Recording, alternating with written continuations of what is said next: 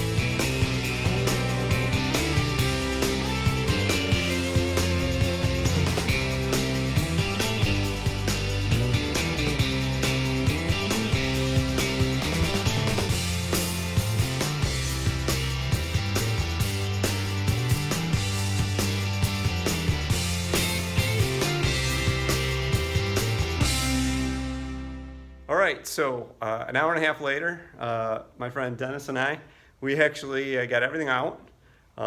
If you look here, we were successful.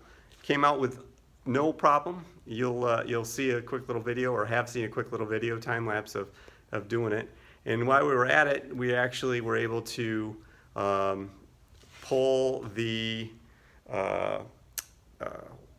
all the transmission off, get the flywheel off, and we're all ready now to get that all cleaned up, inspected, so we can utilize that to put on the engine before it goes back in the car. So got some work ahead of me, but I think we had a good day. I appreciate all the help. Yep, no problem.